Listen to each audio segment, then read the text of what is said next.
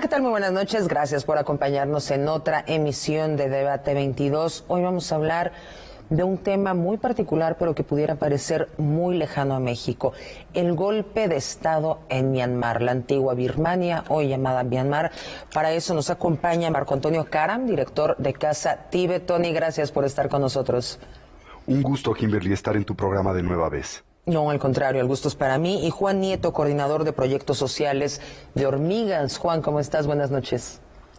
Muy bien, muchas gracias. Un honor estar con ustedes. Muchísimas gracias. Tony, ¿cuáles son las particularidades de Myanmar? Es un país tan lejano para México como desconocido. El intercambio cultural, económico es muy poco, por lo que no permean las noticias demasiado lo que está sucediendo en Myanmar. En efecto, pues el golpe de Estado que se llevó a cabo el pasado lunes 1 de febrero, cuando los miembros elegidos democráticamente del partido gobernante de Birmania, que es la Liga Nacional para la Democracia, en el gobierno civil, pues fueron depuestos por el llamado Tatmadaw, que es primariamente el ejército de Myanmar o de Birmania, quien otorgó el poder a esa aristocracia militar que estuvo a cargo de el gobierno autocrático del país por 22 años aproximadamente, hasta 2015, cuando se llevó a cabo la transición democrática precisamente a este partido, el de la Liga Nacional para la Democracia, que preside Aung San Suu Kyi, Premio Nobel de la Paz 2019. Y el Tatmadaw declaró el estado de emergencia, como sabes, durante un año, y declaró que el poder había recaído en el comandante en jefe de las Fuerzas Armadas, que es el general Min Aung Hlaing, que es pues en realidad un criminal de guerra, podría decir. El golpe de Estado ocurrió el día antes de que el Parlamento de Birmania jurara a los miembros electos en las elecciones generales de noviembre del 2020, evitando que en efecto esto ocurriera. Y el presidente Min Myint y la consejera de Estado Aung San Suu Kyi fueron detenidos junto con los ministros y sus diputados y miembros del Parlamento. Se declaró al mismo tiempo, toque de queda. Han habido levantamientos civiles de miles y miles de personas. Pueden ustedes ver algunas de las fotografías que se publican en los diferentes portales internacionales que dan fe del descontento civil que hoy impere en el país, que evidentemente después de este tan difícil tránsito hacia la democracia, la libertad y la modernidad, no quiere volver a la autocracia dirigida por las Fuerzas Armadas, que lanzó al país a la represión y a la pobreza por más de 22 años. El gobierno birmano, ahora bajo el control del ejército, el Tatmadaw, se rehúsa a dar concesiones, a liberar a los representantes de la Liga Nacional para la Democracia, entre ellos Aung San Suu Kyi, ¿verdad?, que es una personalidad internacional, y de hecho arremetieron en contra de los manifestantes el día de ayer, matando a varios de estos. Esta es la situación que impera hoy en día en Myanmar, la antigua Birmania. Juan Nieto, tú tienes trabajos sociales muy particulares en toda esta región de Asia, también en África, en zonas de México, tienes los proyectos sociales de Hormigas. Cuéntanos qué es Birmania, qué es Myanmar para un turista. Cuando llegas, ¿cuál es la realidad de ese país tan lejano que parecería de México? Pues mira, la realidad que inmediatamente ve el visitante es de una calidez y una candidez de las personas de todos los grupos humanos increíble. Myanmar es un mosaico de más de 52 etnias y muchísimas subetnias que se ha conformado a lo largo de muchos siglos, pero que acordaron bajo el comando del general Aung San, a la postre el padre de la dama Aung San Suu Kyi, unirse en un solo país para pedir la independencia de Gran Bretaña. Esto les fue concedido en 1948. Y bueno, pues este mosaico de gente tan gentil y tan noble por todos lados inmediatamente permea, en primer lugar, la cultura ancestral que tienen, que es una cultura budista muy tradicional de la corriente Theravada, la cual Tony nos puede comentar un poquito más, pero quizás esta fraternidad, este calor de hogar es lo primero que prevalece, y la calidez de sus familias, la calidez que hay en todas sus formas, etcétera. Es indudablemente un país increíble para hacer proyectos sociales, ya que el apoyo es verdaderamente impresionante, el apoyo es tremendamente fuerte. Y bueno, el visitante inmediatamente tendrá un mosaico de bellezas naturales, de riqueza cultural, de profundidad espiritual y de calidez humana. Ahorita que mencionas esto de la calidez, me viene a la cabeza, a ver si producción nos apoya con las imágenes. Durante las protestas, los manifestantes estaban dando rosas a las Fuerzas Armadas. Sí era una imagen bastante atípica para una manifestación. Juan, la situación económica del promedio de los ciudadanos de Myanmar, ¿cómo es? Pues mira, ese es un tema precisamente en el que giran las actuales protestas. Durante la dictadura militar se calcula que una familia promedio no tenía ingresos arriba de $300 al año. ¿Al año? Al año, sí. Wow. Es unos sueldos tremendamente bajos.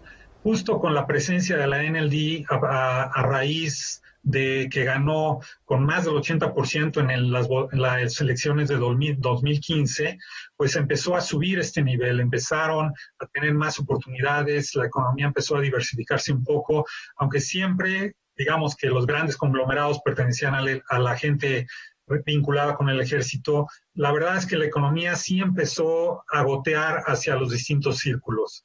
Ellos ahora ven con gran temor la posibilidad de regresar a esta situación donde los extremos sociales se vuelven verdaderamente insostenibles. Es por ello que las protestas de ahora son pues más vivas que nunca. Las nuevas generaciones jamás aceptarían volver a la situación que vivieron antes del 2010, de todos los años de dictadura. Ahí nada más haciendo una acotación al dato que decía Tony, el golpe de Estado primero que hubo fue en el 1962 del general Ne Win. Entonces tú puedes calcular que llevan 50 y tantos años viviendo bajo el yugo militar. Esto es solo a raíz de las elecciones de 2015 que empezaron a ver la luz. En 2015 ganaron con el 80% y ahora en las elecciones de noviembre ganaron nuevamente con el 82%. Vamos a hacer una pausa, regresamos con este tema del golpe de Estado de Myanmar. No le cambie, ya volvemos.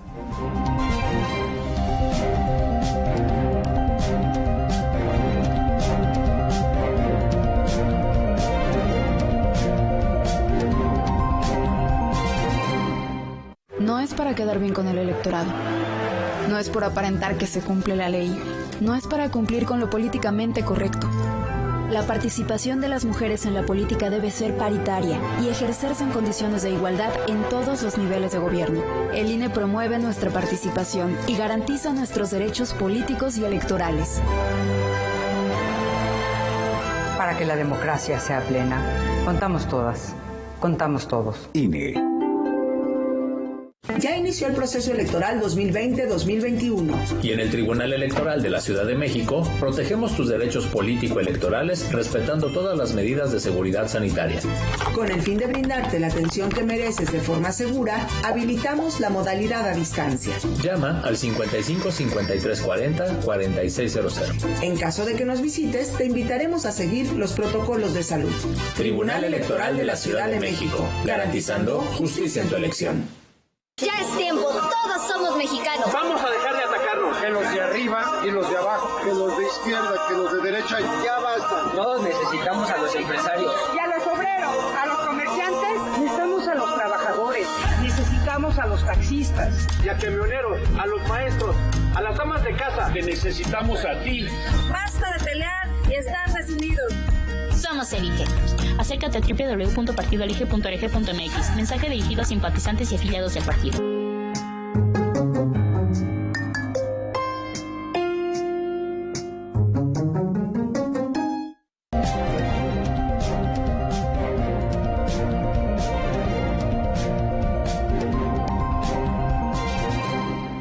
Volvemos contigo, Marco Antonio Caram, Tony Caram.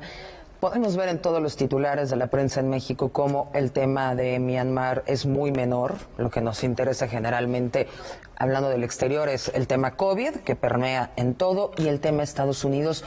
¿Por qué tendría que interesarnos Myanmar desde una visión mexicana? Bueno, yo creo por varias razones. La primera tiene que ver con lo que en realidad está aconteciendo en términos del equilibrio geopolítico del mundo, el cual directa o indirectamente afecta también naturalmente a nuestro país.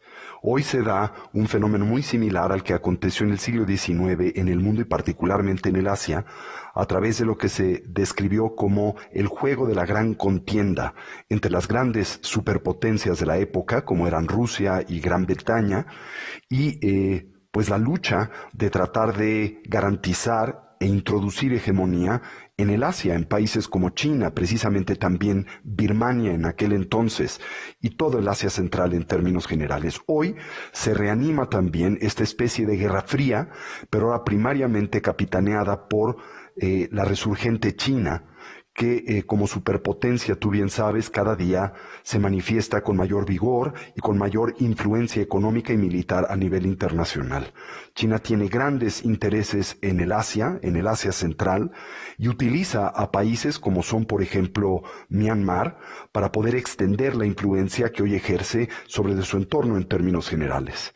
El problema es que la ambición de China es en realidad una imperialista, y como habrán escuchado probablemente nuestros teleaudientes, ¿verdad? Pues China también reclama su hegemonía sobre buena parte de el mar, llamada también de China, ¿verdad? Que le resta pues también riqueza y presencia a muchos otros países, como por ejemplo es Taiwán, como es Vietnam y otros tantos que también reclaman, Malasia, etcétera, hegemonía sobre de esta parte del mundo que ahora también pues reclama o pone en tela de duda inclusive la comunidad internacional, la Unión Europea y los Estados Unidos en general.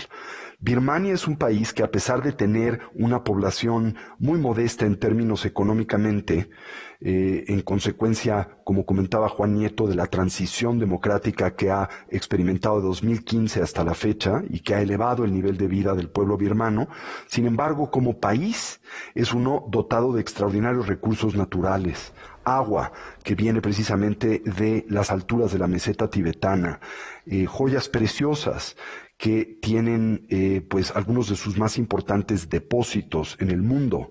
También reservas forestales, los bosques ancestrales de teca más grandes del mundo están en Birmania. Y bueno, probablemente también hidrocarburos.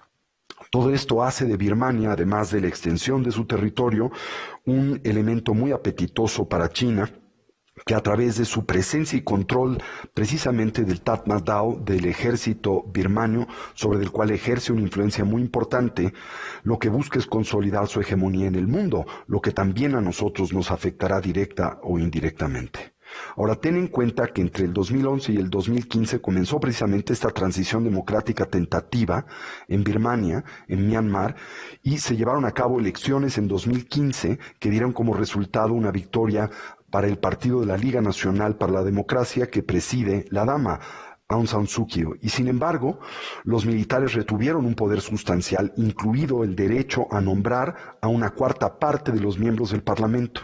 Entonces, en el golpe del pasado lunes, este golpe se produce en consecuencia precisamente de los resultados de las elecciones generales que se llevaron a cabo el 8 de noviembre del año pasado, en las que la Liga Nacional para la Democracia obtuvo 396 de los 476 escaños en el Parlamento, un margen de victoria aún mayor en comparación con las elecciones que se tuvieron de transición en el 2015. Entonces el partido delegado de los militares, que es el Partido de Unión, Solidaridad y Desarrollo, obtuvo tan solo 33 escaños en esta elección. El ejército entonces cuestionó los resultados, alegando que la votación había sido fraudulenta, de lo cual no hay rastro alguno.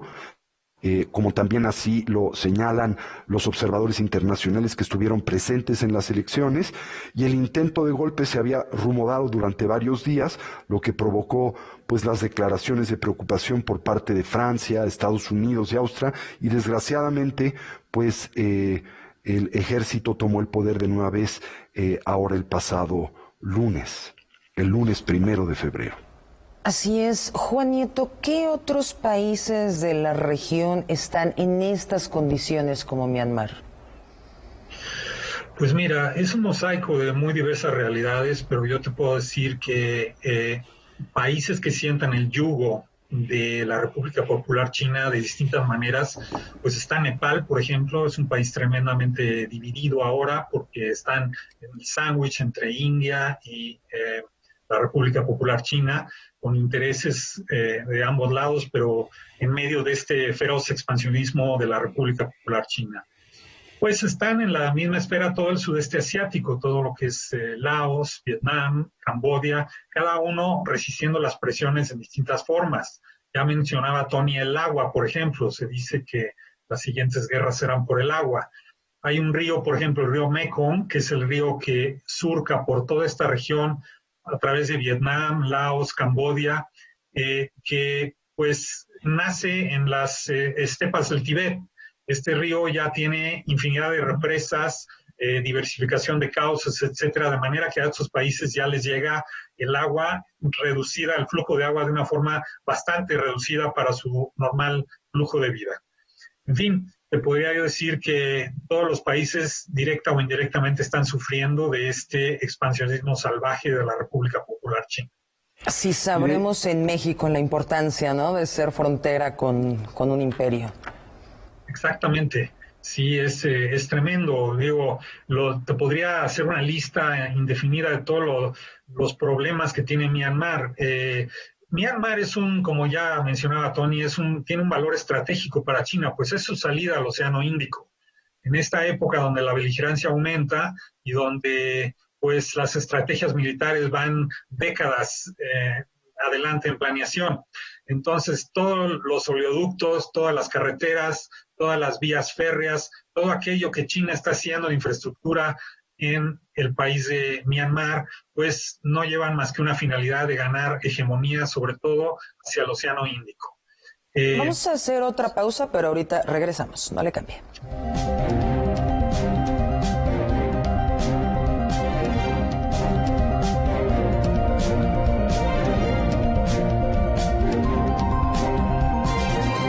En el PES cabemos todos. En este 2021 demostremos que otra política es posible. La política de la paz, reconciliación y la solidaridad. En nuestra casa, que es la casa de todas y todos los mexicanos, entendemos las carencias y sabemos de las dificultades económicas que todos tenemos. Por eso queremos ser solidarios. En el PES creemos que el transporte debe de ser gratuito para los estudiantes de todo México. Partido Encuentro Solidario. La casa de todos. ¿Dónde la dejé? Justo ahora que son las elecciones más grandes de la historia y que como la mayoría decidí salir a votar. ¿Dónde la dejé? ¿Mamá? Ay, hija, extravié mi INE y no sé qué hacer. Tranquila, aún estás a tiempo de sacar una reimpresión idéntica. Es muy sencillo, puedes hacerlo hasta el 25 de mayo. Estaba tan preocupada. ¿Mamá? Voy por mi reimpresión y el 6 de junio salgo a votar. El 6 de junio, el voto sale y vale. INE. Ay, mi Elenita, deberíamos organizarnos y hacer algo por el Estado de México. Así es, Emanuel. Por eso es importante que todas y todos participemos. El próximo 6 de junio en el Estado de México elegiremos diputaciones locales e integrantes de los ayuntamientos. Participa. Ya sabes qué hacer. IEM, Instituto Electoral del Estado de México. Ya sabes qué hacer.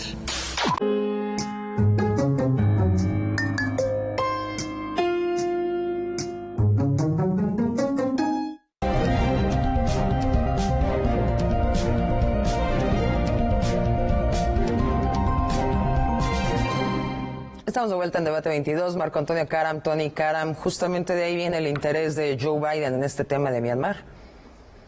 Sí, precisamente porque no solamente tiene que ver con lo que hoy acontece en este país, sino más bien esta gran contienda, este interés de extender su influencia geopolítica por parte de la República Popular China al resto de el Asia y del mundo en general. Y como comentábamos, esto es algo que la República Popular China contempla como su prioridad estratégica más importante para los próximos 50 o 100 años, una nación que tiene, dada su condición totalitaria, la posibilidad de pensar de esa manera, extendiendo sus planes y evidentemente su motivación hegemónica a más de 100 años a futuro en general, ¿sí?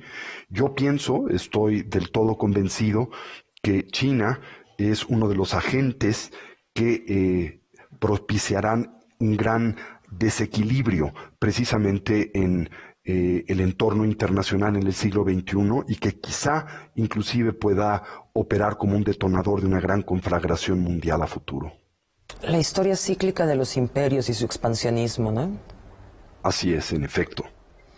Regreso contigo, Juan Nieto, porque antes de irnos quiero hablar acerca de estos proyectos sociales de hormigas. ¿De qué se trata? Mira, hormigas son proyectos que nacen en las comunidades con el propósito de hacer acciones inmediatas que alivien, en primer lugar, en consecuencia a desastres naturales. En Birmania, en Myanmar, fue muy particular porque estaba yo ahí durante el ciclón Nargis en el 2008 y me tocó ver estas posibilidades de ayuda muy acotadas, muy limitadas por los mismos militares. No aceptaban que llegara ayuda al extranjero. Fue un desastre muy, muy extendido. Se calcula que hubo alrededor de 150,000 personas que fallecieron. Fue un ciclón de más de 200 kilómetros por hora de intensidad durante 2 horas en la madrugada, arrasando aldeas de todo tipo en la costa de Myanmar. Entonces, bueno, pues ahí pudimos articular una serie de proyectos. Iniciaron con ayuda humanitaria, de hacer llegar víveres disfrazados de comunidades locales que no parecieran extranjeras. Y pudimos a lo largo de 3 meses, gracias al gran apoyo de los mexicanos que nos apoyaron, sobre todo a través de Casa Tibet, para llegar a más de 18,000 familias con artículos de primera necesidad. De ahí se fue generando cuestiones como escuelitas locales, clínicas, algunas escuelas secundarias, en fin, a lo largo ya pues, de todos estos 14 años, 13 años hemos venido continuando estos proyectos en Myanmar y ha sido el país estrella para este tipo de proyectos. Hay Juan Nieto, nuestro auditorio, si alguien de nuestro auditorio se quiere sumar para apoyar esta causa, ¿qué tiene que hacer? Pues comunicarse con nosotros, por ahí pasé unos correos, ¿verdad? De manera que pudieran colaborar con nosotros, o si Tony lo permite, que se comuniquen a través de Casa México para que también pudiéramos canalizar estos apoyos, ¿verdad? Cabe mencionar, Kimberly, que esta iniciativa de hormigas es también parte de aquellas que abraza en su vocación humanitaria y filantrópica la Casa del Tibet de México.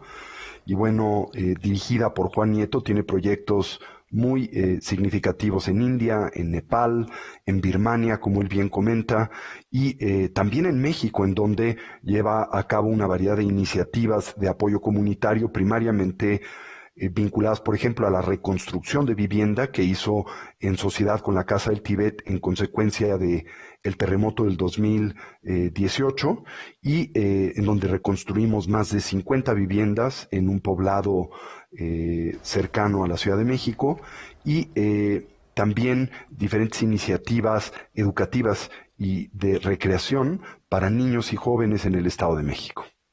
Tony, esta información la encontramos en la página de Casa Tibet. ¿Con ustedes nos podemos apoyar?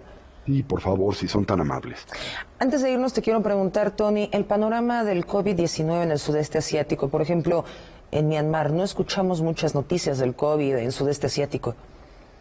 Esto no lo sé, quizá tendría que preguntarle a Juan, que tiene más noción al respecto. ¿Cómo está la situación del COVID en Myanmar? Mira, por fortuna no ha azotado con la misma intensidad que ha permeado en los países europeos y en Norteamérica. Sí hay muchos infectados, pero en ninguna forma en la dimensión que ha cobrado en Europa. Yo te podría decir que Tailandia y Taiwán, por ejemplo, son uno de los países que más exitosos fueron, así como Corea del Norte, en bloquear los contagios en que se expandiera el virus. Asimismo, otros países como Vietnam ha sido tremendamente exitoso. Myanmar también ha tenido éxito. Lo que pasa es que todos tememos ahora que con las marchas que se están desarrollando, pues sea un nuevo foco de contagio. Pero como ellos dicen, del virus del COVID al virus militar, preferimos el COVID, ¿verdad? Ellos se van a morir en la raya, ¿verdad? Claro, y en el Tíbet, el tema del COVID-19. Bueno, ahí la información es escasa porque es una región muy sensible en términos informativos para la República Popular China, por lo que la información que recibimos es escueta y a menudo es una muy adulterada. Por lo que se comunica tampoco ha sido del grado de alarma en términos de contagio que hemos visto en Europa y en Norteamérica en Tíbet. También hay que tener en cuenta que China, en ese sentido, ha sido muy exitosa en el control de los contagios, dada su condición como una nación totalitaria y el hecho de que tiene instituciones muy bien organizadas para contener cualquier emergencia, en este caso una sanitaria. Esto también se ha extendido a la meseta tibetana. El problema en el Tíbet es otro, es uno de represión política y social, es uno en donde a los tibetanos se les niega la garantía de sus derechos humanitarios, ¿verdad? Y un país que ha sido ocupado desde 1950 hasta la fecha y ha sido objeto de una de las represiones militares y al mismo tiempo genocidios étnicos y culturales más importantes de los últimos 200 años. ¿Dónde nos recomiendan que nos acerquemos para leer acerca de esta cultura tibetana? Definitivamente a la página web de la Casa del Tíbet de México, www.casatibet.org.mx. Perfecto, pues ahí los vamos a ver y también vamos a ver este proyecto social Hormigas, que es tan interesante. ¿Qué es lo que nos comentaban aparte de las casas después del sismo que hacen en México? Si quieres hablarnos un poquito de las iniciativas de Hormigas, por favor, Juan. Mira, cuando empezamos a explorar algunas comunidades tremendamente afectadas en las fronteras de Morelos con Puebla, por allá, después del sismo del 17, descubrimos que toda la gente estaba a la expectativa de, ya sabes, toda la ayuda que iba a venir de organismos de las secretarías, tarjetas que estaban ofreciendo, etcétera. Nosotros, gracias al apoyo tanto de Casa Tíbet como de otras organizaciones, juntamos los recursos para ofrecerles a las personas que ellos pudieran reconstruir sus casas si cumplían 3 condiciones. Una, que aceptaran asesoría en tema de castillos y cimientos. 2, que no se les iba a dar dinero, sino solo recursos materiales. Y 3, que la familia se tenía que involucrar en la reconstrucción de su casa. Y pues 56 casas lograron exitosamente salir a la luz, ¿verdad? Y aunque mucho tiempo después nos siguen hablando todavía, fíjate, de gente que quiere ingresar a este tipo de programas, porque obviamente la ayuda gubernamental no llegó o llegó con cuentagotas, ¿verdad? Y también sucede que mucha gente quiere ayudar y no sabe a dónde ir, no sabe cómo ayudar. Sí, es muy importante canalizar esta ayuda por cauces pues muy adecuados, porque el dar, créeme que es algo de lo más difícil que hay. Mantener egos abajo y además que la ayuda efectivamente permee entre los grupos humanos para que sea de beneficio, porque bueno, pues es complicado, ¿verdad? Por supuesto que sí. Marco Antonio Karam y Juan Nieto, les agradecemos muchísimo que hayan estado con nosotros, que nos amplíen este panorama de Myanmar y sobre todo que nos expliquen por qué nos debe de importar desde aquí. Muchísimas gracias por haber estado con nosotros. Gracias a ustedes. Gracias a ti. Muchísimas gracias, que tengan buena noche. Yo lo espero en otra emisión de Debate 22.